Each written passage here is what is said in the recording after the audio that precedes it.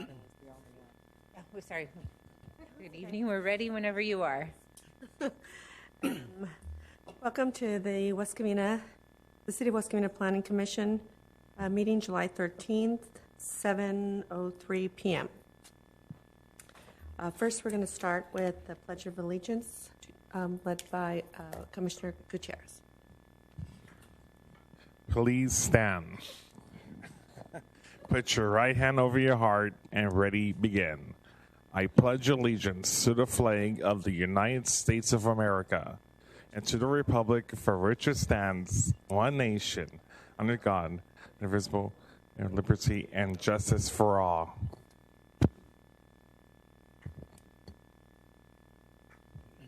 Next, we'll have a moment of silent prayer or meditation.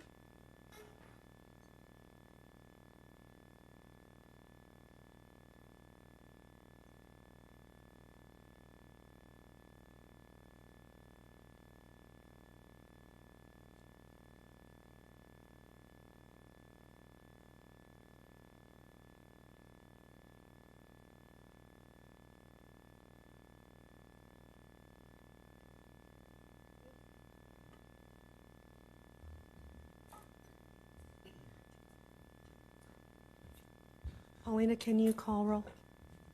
Sure. Good evening. Commissioner Williams? Present. Commissioner Gutierrez? Aye. Commissioner Lewis? Oh, yeah, you guys moved. I'm sorry. Commissioner Hing? Here. Vice Chair Lewis? Here. And Chair Becerra? Here. You guys moved on me.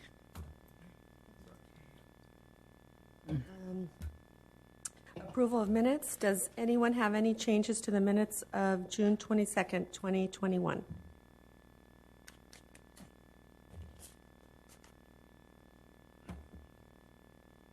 Hearing none, the minutes of June 22nd, 2021 are approved and submitted.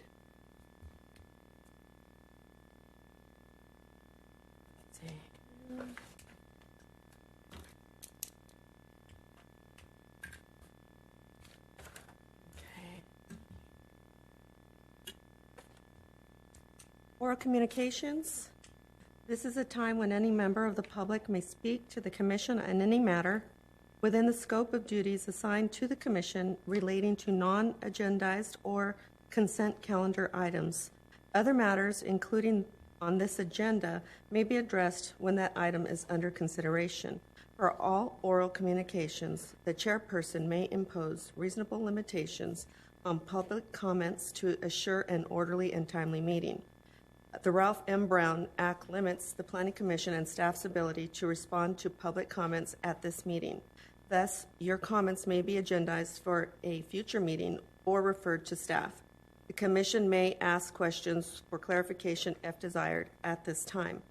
By policy of the Commission, oral communication at this time on the agenda is limited to a total of 15 minutes. Persons who are afforded the opportunity to speak at this time may do so under continuation of oral communications later on the agenda.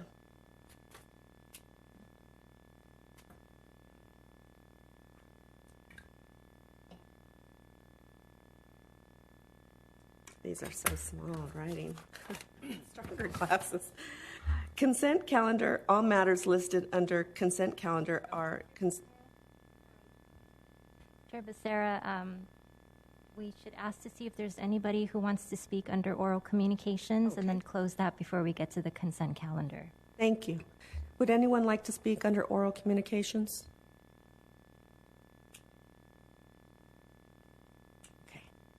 Okay, consent calendar. All matters listed under consent calendar are considered to be routine and can be acted on by one roll call vote. There will be no separate discussion of these items unless members of the Planning Commission request specific items to be removed from the consent calendar for separate discussion or action.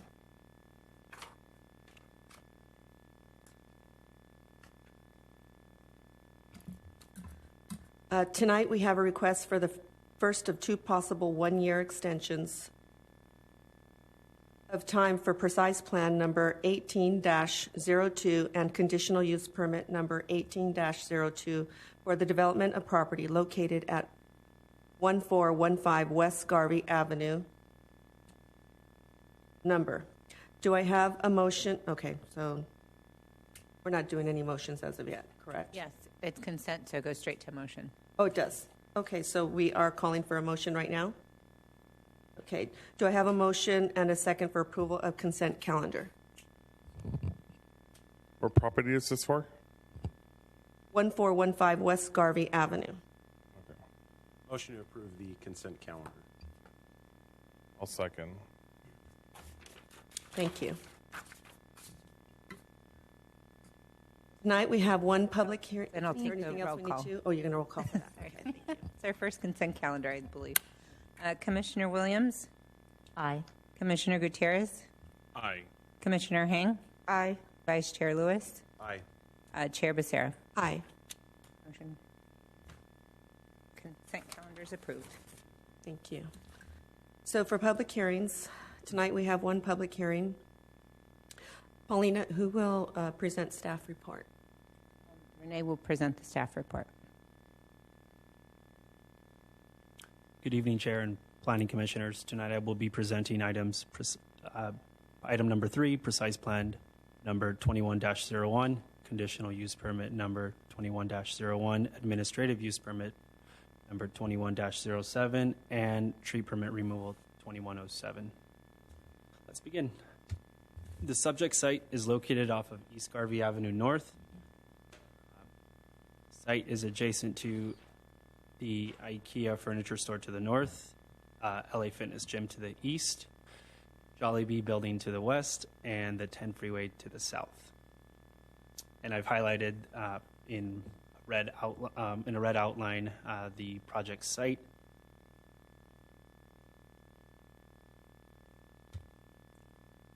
And these are, well, this is the existing site currently in the process of being demolished if you've driven by. The proposed building will be 5,001 square feet with 2 canopies for the drive-through. The menu board, there's 2 canopies, and one will be for the menu board, and the other one will be for the pickup window. The menu board canopy will be 1,386 square feet, and the pickup window canopy will be 1,781 square feet. The required parking for the site based off of the proposed seating, both indoor and outdoor, and the size of the building is 45 parking spaces, yet the site provides 59 parking spaces. The applicant is proposing a drought-tolerant landscape that includes agave, aloe vera, desert spoon, fescue, flax, lily, and other plants, and I'll be showing you guys some renderings of what that will look like. In regards to the seating, there will be 104 seats in the dining area, and we'll go over the floor plan and 26 outdoor seats. As you can see before me, the business will open from Monday through Saturday from 6 a.m. to 11 p.m. The traffic impact study forecasted 25 vehicles maximum, and the proposed dual drive-through has a capacity of 30 vehicles in the queue. And the restaurant would employ approximately 80 area residents.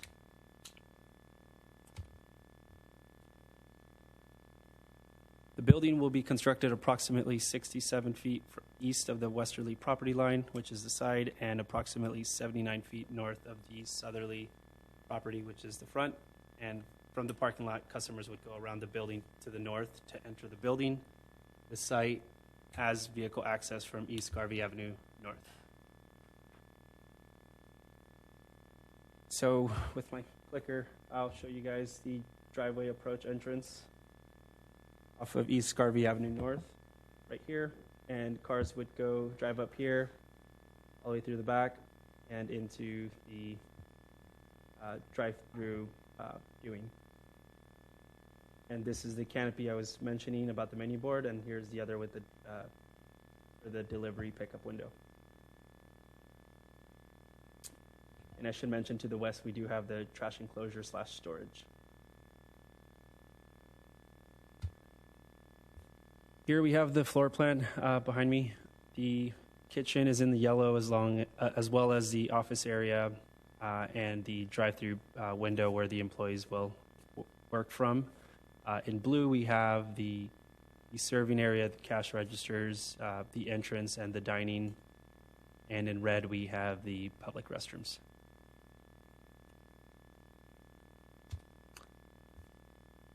And these are the renderings.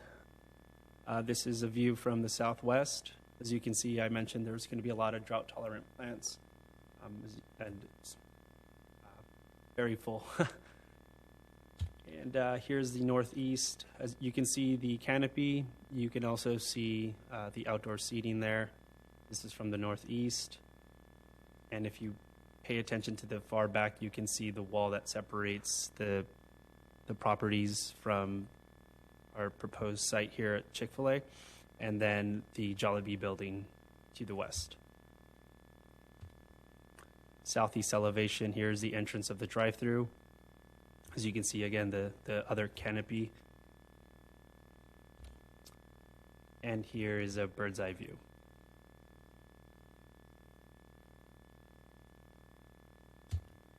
Planning staff would like to ask the Planning Commission to revise the conditional use permit resolution condition of approval item E to omit the above mentioned language that is striked out and add the underlined language.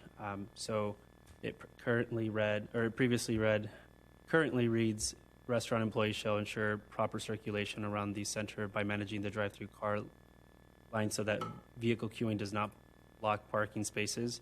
And so what we would like to strike out and does not block the front of other restaurants within the center, given that there are not other restaurants in the area and there is currently a gym, but we figured we'd write the front of other businesses in the center to include any potential future development and the flow of traffic off of East Garvey Avenue. So that's the revision that we'd like for the CUP resolution, and we would also like to add that the restaurant operator shall provide extra ordering points during peak hours to alleviate ordering placement, and this shall be a mobile order taking point using a tablet or a mobile device, which, as we all know, Chick-fil-A already performs that type of service. That being said, staff recommends that the Planning Commission adopt resolutions number 21-0688, 21-6089, and 21-6090, approving precise plan, conditional use permit, administrative use permit. And this concludes my presentation, and I'm available if the commission has any questions. Also, we do have a couple of team members from the applicants here, so thank you.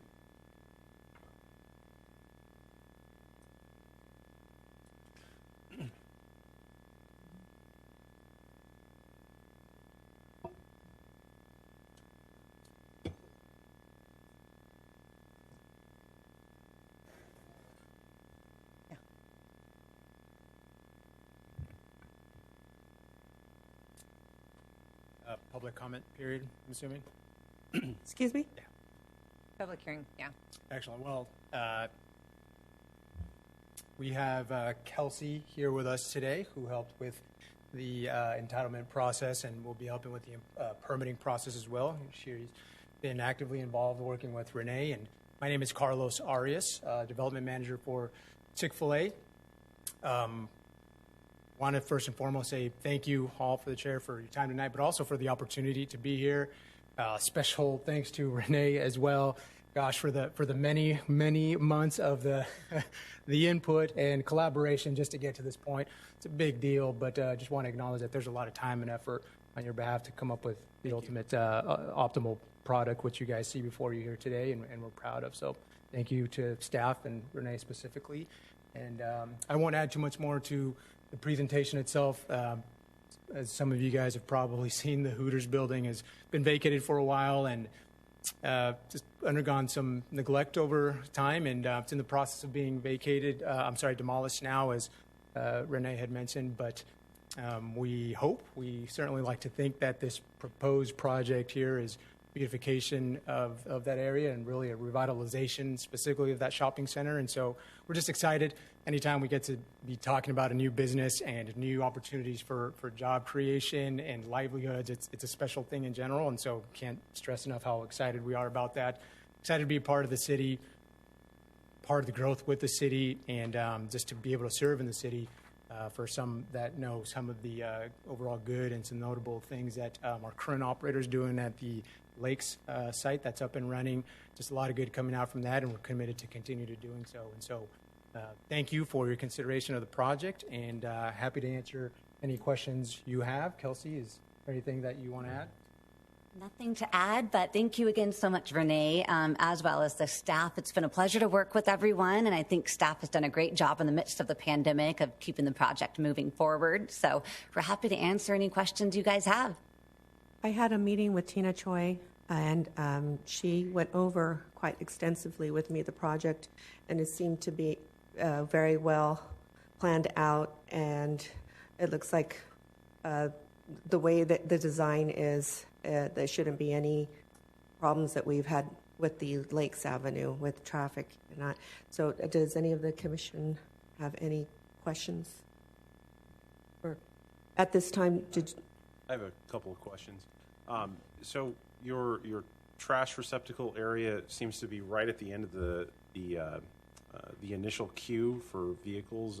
I guess my only question or concern is just when is pickup going to occur, and is that going to be impacting the drive-through? It's a fair question. So we rely on the operator to help coordinate with that. It really depends on the operator. The best practices would be to certainly not have it scheduled during the busy times, during the peak hours. And so usually they can work that out in terms of just scheduling. I think the existing open store on Lakes is about 10 to 12, and they come about every day. But every site's different. Some sites go, once every other day. Some sites have larger facilities or more bins, and so it really just depends. I wouldn't be able to nail down the specifics to that. It's really going to depend on the site and the demand on the operator. But certainly can allocate team members if needed for any kind of help should it impact the stacking. Okay. And then sort of a more immediate concern that I think a number of residents have. There's been a lot of graffiti. There's been a lot of vagrancy on that site. And obviously, from my perspective, I don't want to see that continue, particularly while this project, if it's approved, presumptively would be developed, and creating more of an issue. So, sure. What if anything have you guys done? Because again, the property owner has been sort of absent from making sure that that's not an issue, so that is not an issue moving forward. Yeah, and I can answer that. I believe there's in the conditions that requires us to remove any graffiti. I think that was a very fair concern for a reason, and we're certainly committed to try and get rid of that. I think the requirements are within 24 hours that we have to get rid of. But of course, we pride ourselves on being a good neighbor and just maintaining the Chick-Fil-A brand from just cleanliness overall and appearance. And so it would be in the operator's best interest to not have the graffiti up. So we plan on. Yeah, I mean, I'm not really too concerned about Chick-fil-A while they're open and operating. I'm more concerned about the interim time period between, let's say we approve this now, and then, it takes a year or however long for it to be developed. Sure. That's going to be a whole year in which we could continue to see those problems like we have. Yeah. So we have heard the concerns of the community in regards to that. And one initiative that we're taking is demolishing the existing buildings. So that will eliminate the ability of the transient population and just different people to come and kind of set up camp, if you will. So the plan is to demolish the building itself and hopefully kind of eliminate spaces. How quickly will that happen? It's already in the process. I've seen it. Yeah. When is it scheduled to be completed? I don't have an exact time frame, but typically demolition could happen in the matter of a couple of weeks. It would depend on the landlord's schedule, but demolition itself doesn't typically take too long. Yeah, that's fair. I think one of the challenges too from just waiting to demolish a building was the utilities and getting through that process, which was a headache. We don't want to blow anything up during the process, and so that was one of the challenges. But we can certainly work with the city to and get back to you on how quick. I don't know how long. But we it's gonna continue take, to follow up with the landlord because we also want to see the property in a little bit more of a stable condition with that building gone. Understood. And then, quick question with regard to the double drive-through at the front. How I got to be honest with you, I've seen tons of Chick-Fil-A's. I've never seen a double drive-through at the front. Obviously, the one at the Lakes has a double drive-through which goes into one lane for the actual window. So how is that going to work without causing potential hazards? That's my Sure. question or concern. That's a good question. It's we're excited about this concept in general. All of our new stores have this design. Something that we started looking at a few years ago, and even some of the existing restaurants that are going to go into remodels will have that because it works really well. Just from an ability to provide overall site circulation and mobility. It's about 30% efficiency increase on getting cars on and off the site, keep cars from idling longer in the drive-through lane, and just overall customer experience. And so maybe the best example is to go back and look at the dual entry point, which I think we're all familiar with. It moves. The idea is you don't have to wait for a car to get to the order point. There's no lag time. You don't have to wait in order to place your order, and then the food starts getting made. It's just a constant stream of orders taking place. So it's an efficiency thing that works really, really well. And now with technology, then the team members can even help take payment before the cars reach the pickup window. So all of that can kind of happen. Then the dual drive-through lane, so that payment's already been made, orders have been taken, and then in some cases even food can be delivered in the drive-through. That way, not all the operations are just contingent on that one pickup window. A question. I saw on the monitor that you have positions for 80 area residents, and I think that's great. How far does that area go out? Say that is that the ADA path of travel? Was that the question? Sorry, what was the question? So it's nice that they hire area residents. So I was just wondering, how big is that area? I mean, like it'd be nice if we can get West Covina residents in there, and I'm sure Covina, the surrounding. So how big is the area? Or Sure, that's certainly the goal. The goal is to hire locally, and that's one of the unique, I think is a wonderful thing from our business model, to hire local operators. But that's the goal, that's the heart, is to, when we say we want to be involved in the community, it's just that, to get the local residents to be able to work here. And so we rely on the operator to do that. They have a full-on hiring team. It's a hiring process that comes out and helps the operator with that. And so it's up to the operator. It's a fine balance, right? We want to hire good help and those that would be able to offer the quality service that would be in line with us. And so I don't think there's a specific radius for that, but it's more of making sure that we invest in the right people. And so the operators have a lot of flexibility to do that. Understood. Thank you. I actually have a question regarding your parking. Could you pull out that parking map in the drive-through? I'm just curious in terms of how you managed when traditionally the drive-through lane is separate on the parking as well. But if you look at this, the drive-through lane, sort of like the route, especially toward the back, further back. I think the route comes from the front and then it wraps around the back area where there's parking. So if all the cars are in line, how does customer park in that area? Renee, can you point to the area where the drive-through comes in? I see what you're saying. So Renee had mentioned that the circulation of the site, right, is that guests will come up that main drive aisle, they'll go to that northerly access route, and then they'll come down to the drive-through. So that's the way the circulation will work. But with that being said, we do have the 30 cars that can fit inside the drive-through lane itself. and the traffic report anticipated a max queue of 25 cars. So in terms of that anticipated max queue, that would all still be within the drive-through lane, not in the parking lot. So I think to answer your question, the only time that they would really be in the parking lot itself is kind of the temporary time as they're going into the drive-through lane. But we've designed the site to where it can handle the capacity of that anticipated max queue in the drive-through lane itself.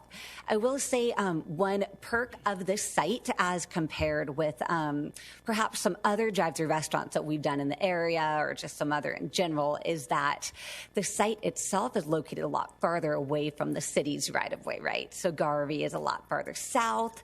There's that whole access aisle that leads up to the northerly drive aisle. So even if, for example, our max queue greatly exceeded what our traffic study showed, we would still be able to contain that within a small portion of our parking lot. And during the busy hours, we also have the team members who are out there taking the iPad orders, and they can help also facilitate the parking experience as well.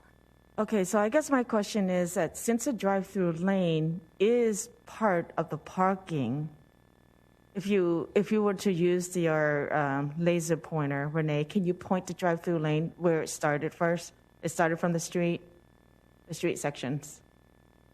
It's not necessarily starting from the street. It's just that's where cars enter from. Correct. So it's a two-way lane going all the way to the other side. Let's say if the line starts from there and it wraps around the top, can you point to where the car's coming in first? Right there, and it goes all the way north, and it wraps around. So that area right there, that area on the northern part, if the cars are in line, how does the client or the customers park in that area?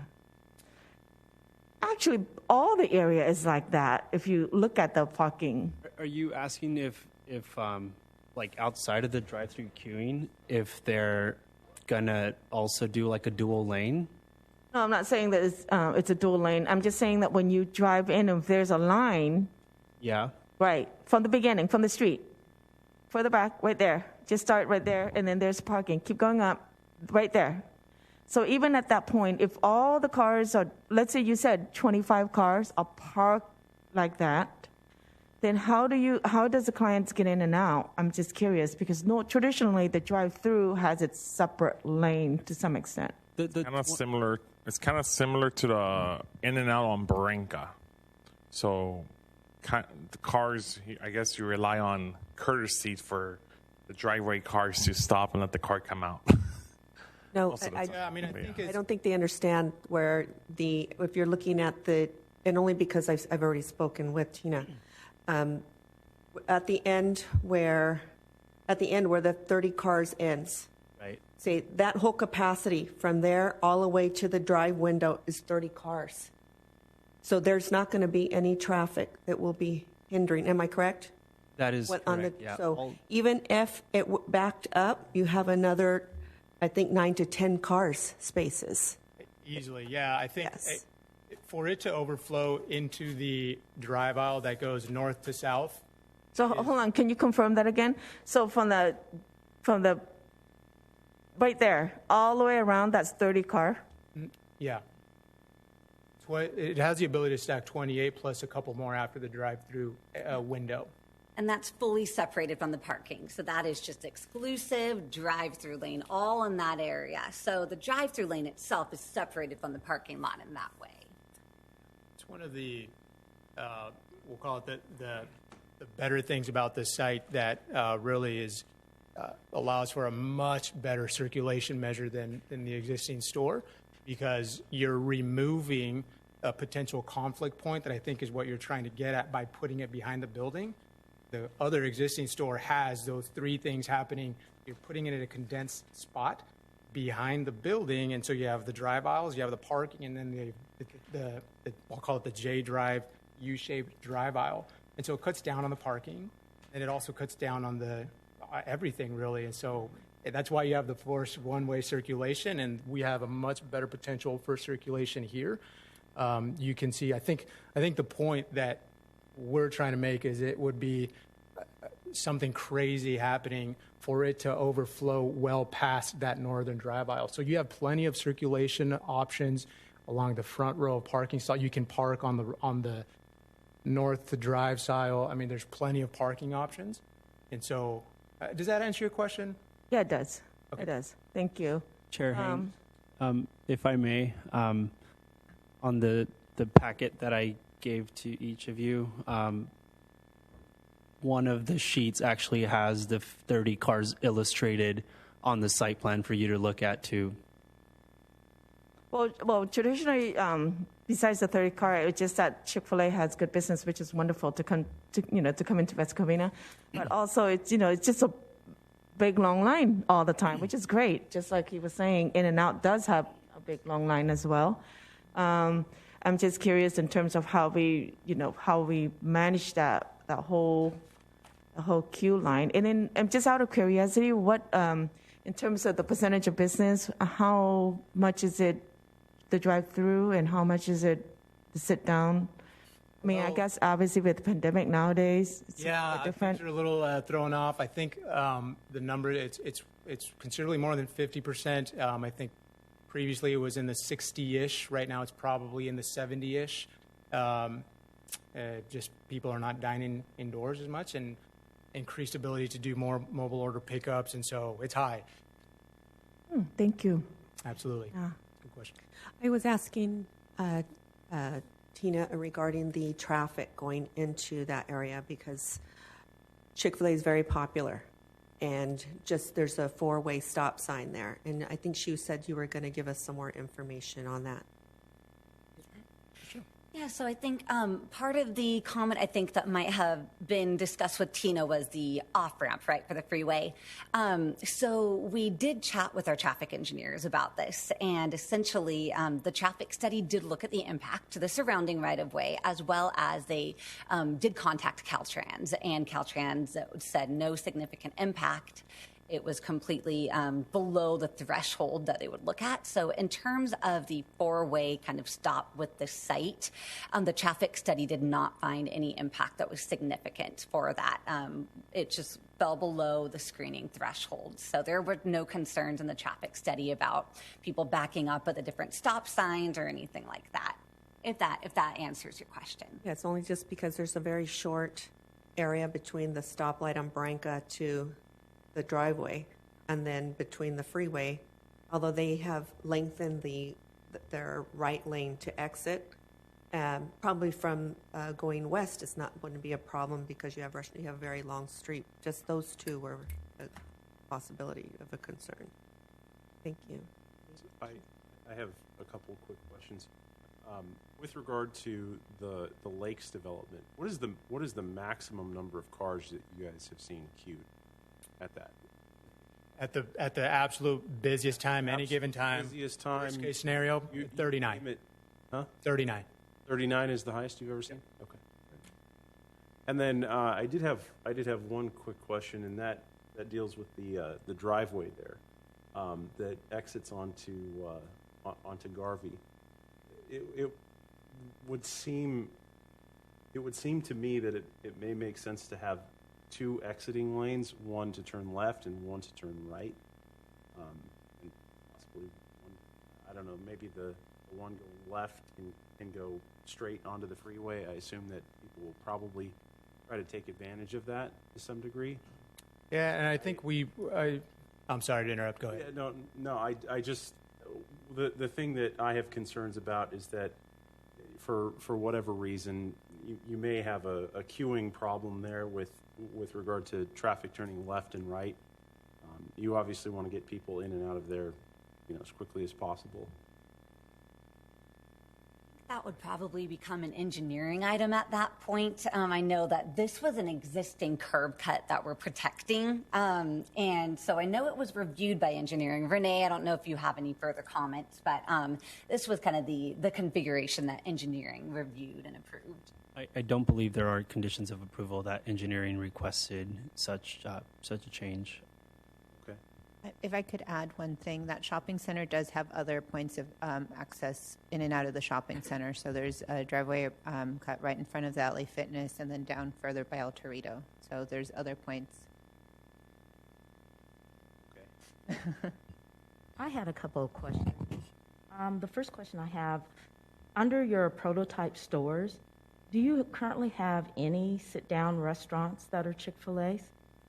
Yeah, absolutely. You mean that are opened or new? That are open or new? Or... Yeah, absolutely. Just even throughout Los Angeles, we have a lot that are currently open now. So yes, the short answer is yes. Oh, okay. So you guys actually do have a prototype that doesn't necessarily have the drive-through? So you're mentioning dine-in only, no drive-thrus. Yes. The short answer to that is no. Second question, concerning the shared driveway, which I guess the prior restaurant shared with the fitness center. I noticed that they had a condition in there that your two companies are to have a discussion. I was wondering, do you know whether Hooters had some type of an agreement between themselves and the fitness center for use of that driveway? Because apparently it's used by both parties. The one on the right? On Garvey. Yeah, the main one. So it's a shared access road. I think there's an easement for both. We both have rights to it. And so I think that may have been what the condition was alluding to. But bottom line is, yeah, we would both, I mean, any fundamental changes to that would both need an agreement for that. And so we'd have to get the approval. We both have rights, essentially, to access. Okay, and by you mentioning a shared easement, so normally if you do go into an agreement, you guys would then record a document? Absolutely. Okay.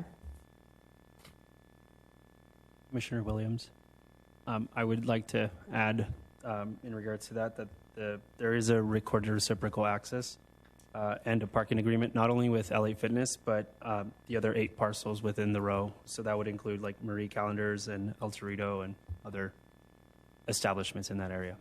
Okay. So it is recorded in there. Yeah. Any other questions? Yes, because that area, it was used for Hooter in the past, and the light's not lit very well. Well, maybe it's because they're not open for a while now. That's why there's not really a whole lot of activity going on, a lot of light going on. But do you have an illustrations of what it would look like during the evening? Or would there be... We have a photometric plan as part of our building permit set. I don't know if it's part of the planning presentation, but we do have a photometric plan. It will be reviewed by the planning department and the building department to ensure that our lighting is appropriate in terms of security as well as state code requirements. Okay. But currently you don't have anything for us to look at? I don't know if I have a photometric plan today. Not the light plan, but it just an illustration to see if there's any. I noticed that there's a lot of tree will be moved around that area. Is that all the tree will be gone, basically? I don't. So this is the question, are we getting rid of the existing improvements in general? In general, yes. And then what type of lighting that you're going to be? Yeah, absolutely. We're not salvaging any of the lights. They were all tied to the existing Hooters. They were all tied to the existing Hooters, and so we would do the same thing. They would all be tied to our new building. And so, again, as part of the new development, we're completely redoing the entire landscaping. So everything is going to be fresh and new. Including the lights. And I do actually have a little bit of a printout of the photometric plan. I don't know if we have it on any electronic items, but happy to give that to you at any point. But we will have all new lighting.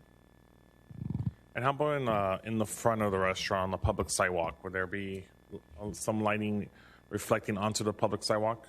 We'll have lighting. So there is actually a rail that goes down with the path of travel to Garvey, and there will be certain lights on that railing. So I can't say that we're doing any new street lights. I'm not sure about that, but we do. Not necessarily street lights, but on your parcel itself, maybe on that walkway, there's a extra light post you could put there just to illuminate the sidewalk area a little better. Right Yes, there. so there will be lightings at a couple of places along that sidewalk area. And Lamp post? I'm like a walkway lamp post or a walkway light? so we'll have someone along the walkway, but we're also going to have some on the. You could look at the renderings here. There's also a couple on the wall, on the southernmost part of the wall. Okay. And so that's going to essentially spillover lighting into both the drive aisle, but then south of that as well. It looks like some of the foot candles illumination are pretty high, just shining in on the landscaping. So. Yeah, so we not only have some lot lights on their own separate poles as part of the drive-through, but the retaining wall that Carlos mentioned, it has lights pretty frequently. And have you guys looked into possibly having a security guard on the premises during business hours? Because I know that you obviously the restaurant's very profitable and it's right off a major freeway, and crime statistics will show that sometimes areas like that can be dangerous when high amounts of income are being generated. So are you guys looking into possibly having an on-call or on-duty security guard? Well, again, we defer to the need of the site and put that in the hands of the operators, but I can certainly guarantee you we've got cameras. We've got the security cameras up and running constantly. They're there. Strategically located throughout, again, as needed. We bring in consultants for that. Great. When the operator gets selected, and so certainly perfect. Not out of the question. Yeah, great. Thank you. And plus, I assume that a lot of them just charge their card. Exactly. Yeah. There probably isn't a whole bank vault in the store. So I can't remember the last time I charged a meal or paid cash or. Don't bring a check. It might hold up the drive-through.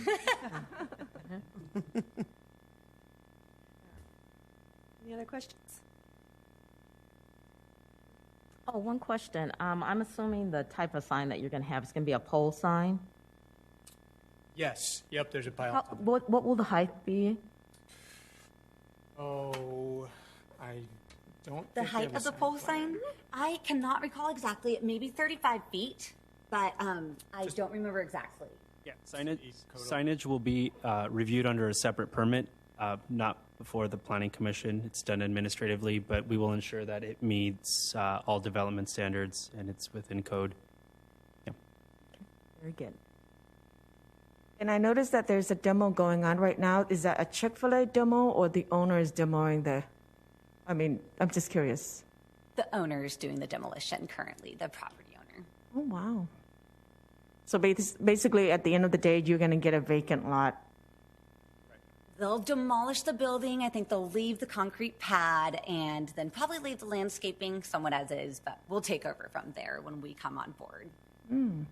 Yeah, I mean, at this point, just for whatever it's worth, it's after hopefully the approval tonight, we're going to do everything within our power to get in for permits and get the permits procured so we can start construction as soon as possible. And I had a question. Can you explain a little bit about Chick-fil-A's commitment to the local communities they serve, and also explain a little bit, now I may have blank, but so a little bit about its commitment to local communities, and also why Chick-fil-A is choosing to build a second location in the great city of West Covina. Yeah, so everything about, I think everybody acknowledges that the existing restaurant has a lot of demand. We have just a big customer base, and everything about this new proposed project will really act as a pressure relief valve. It's going to only help relieve the pressure and the demand of the existing stores. And so it's good that we have the customer base and sales are great. Comes with some challenges, of course, with that success. And so wanted to certainly provide a relief valve for this. And in terms of community good, the expectation is that we would commit to. I mean, I'm thinking of Danny now. I think he's done a lot of notable good in the community, from donating meals throughout the pandemic to various organizations, to providing support to police officers with free meals and first responders, and obviously just sales generate a lot of tax dollars there. And so we really do pride ourselves on selecting the right operators that are part of the community to really serve in the community. We're committed to providing a positive impact on everyone that we come in contact with, including our team members. And so there's a lot of opportunities for the youth, that come and work in the restaurants. Not uncommon for our operators to be actively involved in the community, whether it's sports and schools and donating food to schools. They're typically give to a few categories: education, youth, leadership, right, and hunger. I think one of the tangible things that we always commit to is donating to the food bank. I mean, that's regardless of how the store does. And so just, again, operators have a ton of flexibility on how to do that, but certainly committed to it. Absolutely. No, this is just out of curiosity. You mentioned operator. Is this individually owned, or is it everything is owned by Chick-fil-A, or is it a franchise? It's a franchisee business model. Okay. They operate it. Yeah, they have a lot of flexibility, though. I know I keep saying that, and probably tired of hearing it, but they do. They have a lot. It's not uncommon for you to hear from a team member that it's a dream come true, because they get to operate this as a business owner. This is not a passive investment kind of franchisee model that a lot of our competitors have, where you can have as many restaurants as you want as long as you have the funds for it. This is not that. In fact, we kind of have the opposite. And again, we go through a really long vetting process to interview in the selection process of the operators to make sure that they're the right fit for the community. And so very unique in that way. So currently, as you're building and as you're designing, you don't have an operator picked out yet? No, not yet. Normally, in terms of how long before it's open and operated before the operator gets? It varies depending on jurisdiction and the entitlements process. Usually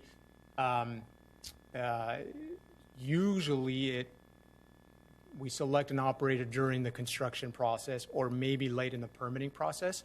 Some entitlements are a lot quicker, though, and so it goes a lot faster. But there's a lot of coordination efforts because, again, these are people that are not, they have other jobs before becoming an operator, and so we have to coordinate that, just they have other livelihoods, and so to up and leave, and we can't do it too early because it's too much of a moving target. So it's not necessarily someone who's already working there. It can be someone from outside of the Chick-fil-A. Oh, yeah. There's lots of applicants out there, and so not everyone has to be from Chick-fil-A. Sometimes they are, sometimes they're not, but we do have a training process for that. What are the requirements? They go through it's a full-on training program and an interviewing, and so it's I believe an average of 1.5, 2 years plus of a training program. So sometimes even longer. You'll hear stories from from people that join at a very young age, at a very early stage in high school or college, and they come in at an entry-level position, and they work their way up through the company and just grow and just learn everything there is to know about it and take the bull by their horns. And they do eventually go through the training program and get selected to do a job, but they don't necessarily need to be from this community. If it's deep in, there's a large, type of demographic, Hispanic or whatever, sometimes all those things matter. And so we take that very seriously. Again, profit margins are great, but we really care about making sure that we have the right people in place. What is the expected sale volume for this particular stores? I know it's probably too early, but is there like a target number? I missed a couple. I'm just asking to see if there's an expected sales volume for this particular stores, or is it too early to determine? I don't have those numbers. That's a whole nother department in marketing, and I wouldn't have that. But I would expect something similar to what the existing store has now. Can you give me a ballpark? I don't have that information. I'm sorry. Thank you. Any more questions? No. Thank you.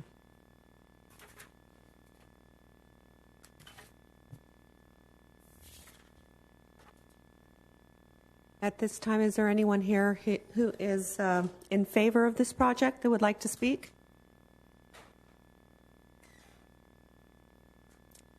Anyone opposed? Okay, at this time, we will be closing this public hearing and open discussion with the commission?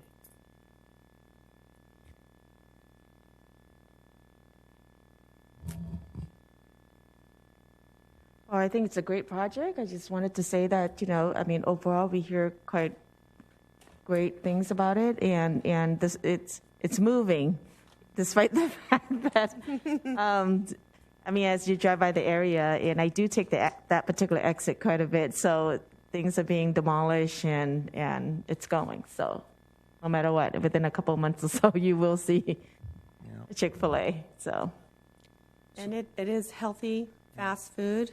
With the salads, they have great salads. So it's a go-to place now. Boy, I think it's so popular. But yes, I think it'd be very good, especially if it would alleviate some of the traffic from the lakes, then that would be even better. I know you have a location in, I think, Walnut off of Valley. And for years, I never went just because it was just too far. So maybe some of the other people on the other side of West Covina will start going to the to the new location. I had one question. In the front, there's it looks like there's 2 lampposts, one on the left and one on the right. Is that correct? The tall lampposts. So there is one in the front there, and then I pulled up the plans here because I know you guys had asked earlier, but there are light posts being, I guess you could say, installed along the drive-through, close to that retaining wall that you see there. Mm-hmm. Carlos, if you can confirm that, I believe that is true. So I see a tall one next to the cover right there on the right, and then I see one on the far left, right? Sir. Yeah. Yeah.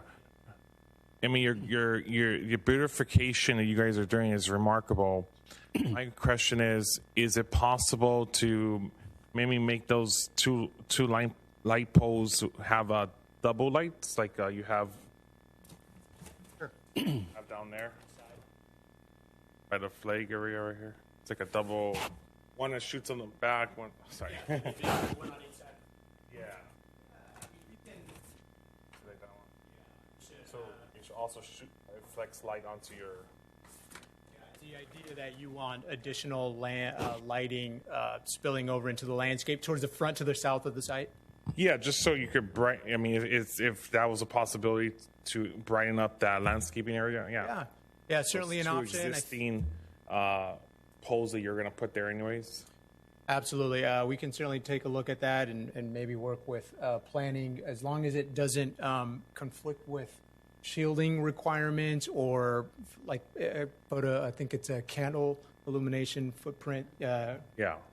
We don't have an issue adding that. Perfect. Great.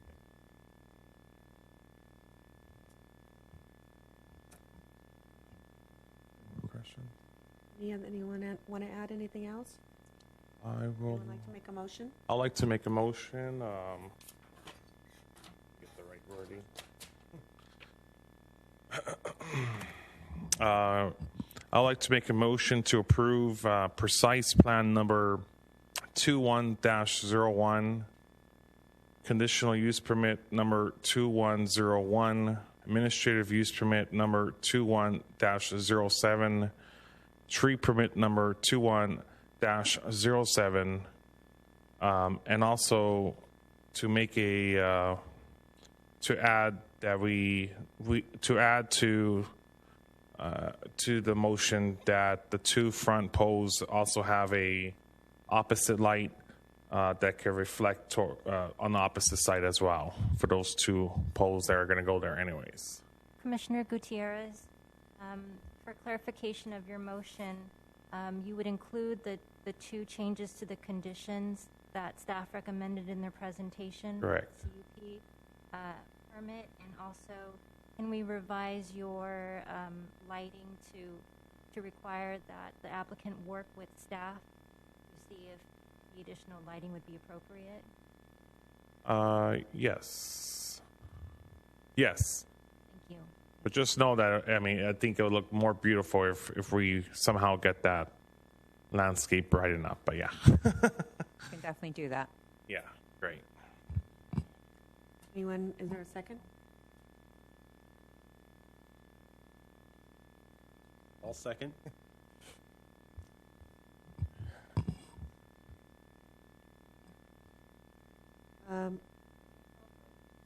Okay, so I can take roll Staff call. to read resolution? Yes. So, motion by Commissioner Gutierrez with the additional changes to the CUP and to have staff work with the applicant regarding the lighting for the landscaped area in front, seconded by Lewis. Approving Resolution 21-6088, Resolution number 21-6089, and Resolution 61-6090. Commissioner Williams. Aye. Commissioner Gutierrez. Aye. Commissioner Hang. Aye. Vice Chair Lewis. Chair Becerra. Aye. Motion passes 5-0. These actions are final unless appealed to the City Council within 10 days. That concludes our public hearing item, and there are no non-hearing items on this agenda, so we will go to commission reports, comments, and miscellaneous items. Would any of the thank you. Would any of the commissioners like to report or comment on an item? Yeah, I'd like to make a comment. I just want to say I want to thank Chick-Fil-A for investing in the landscaping of your property. I think it's important to beautify a site, especially the amount of gardening and items and planting material plants that you're putting in there is remarkable, and it's going to really beautify that area compared to how it looks now. So, thank you. Yes, thank you for investing in our great city.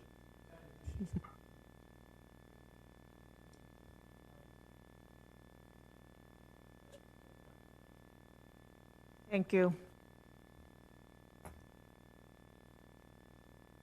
Pauline, are there any other items to report to the commission? Chair, yes, there's a couple items I'd like to provide you guys an update. The August 10th Planning Commission has been canceled at this time. Other than that, I just wanted to provide an update. The city has started the summer concert series. So they are at the Civic Center, 7 o'clock to 9. This Saturday, it'll be Cold Duck Group. And then for the lineup, you can go to our city website for the other 2 Saturdays. So it's all Saturdays in July that we have a concert. Were there any other actions taken by the council that pertain to the Planning Commission? No, there have not been. Quick question, is the July 27th meeting canceled as well? I see there's nothing on the calendar. Yes, sorry. One. Good catch. It's canceled as well?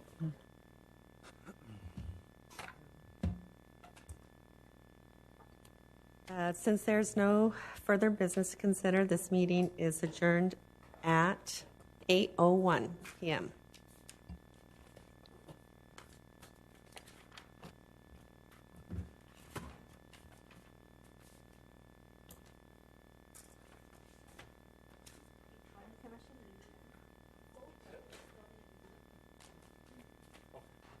For each of them?